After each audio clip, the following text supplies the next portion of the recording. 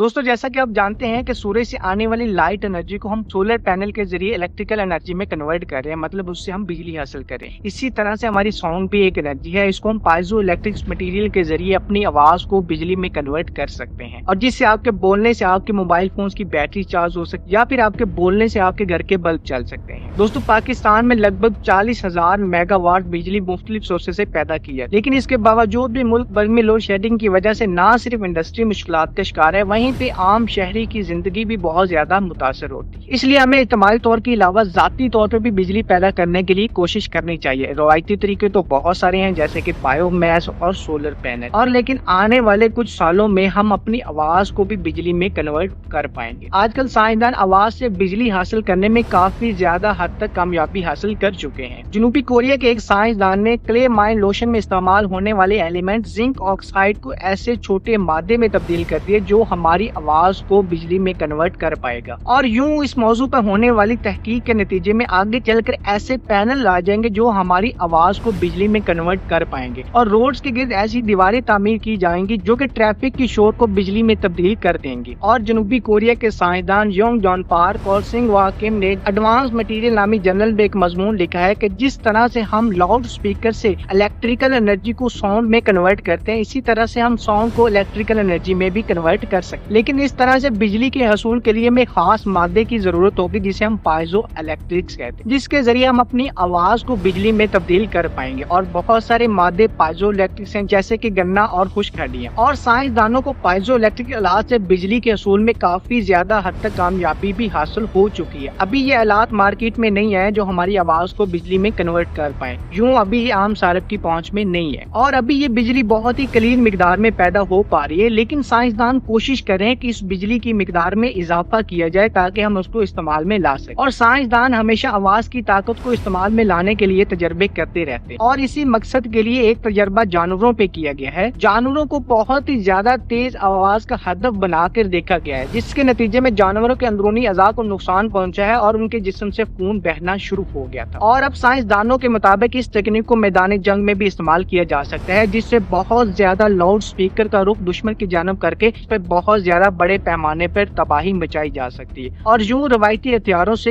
एक भी गोली फायर किए बगैर बहुत बड़े पैमाने पर तबाही मचाई जा सकती है। और न्यू मैक्सिको के एक रिसर्चर ने आवाज से चलने वाला माहौल दोस्त इंजन बना लिया है जो आवाज को बिजली में कन्वर्ट कर पाएगा, जिसमें कोई एक भी मुतर्रक हिस्सा नहीं है। और इस इंजन को रॉबर्ट स्टार्लिंग के तैयार करदा पंप के असूलों पर बनाया गया है, जिसमें हीलियम गैस को ठंडा या गर्म करने से पिस्टन मूव करता है। थर्मोअक्यूस्टिक हीट इंजन अपने अंदर मौजूद गैस से आवाज पैदा कर और उसके जवाबी रद्द-ए-अमल में बिजली पैदा होती है। और इस इंजन को तैयार करने वाले इंजीनियर ने कहा है कि इस इंजन से बैक वक्त बिजली भी हासिल की जा सकती है और पानी गर्म करने के लिए हीट भी हासिल कर सकते। और दोस्तों आपको क्या लगता है कि अगर ऐसे पैनल आ जाते हैं जो कि हमारी आवाज को बिजली में कन्वर्ट कर देंगे तो क्या हमारे बोलने पे भी टैक्स लगेगा या फिर नहीं? कमेंट सेक्शन में जरूर बताइएगा। अस्सलाम वालेकुम।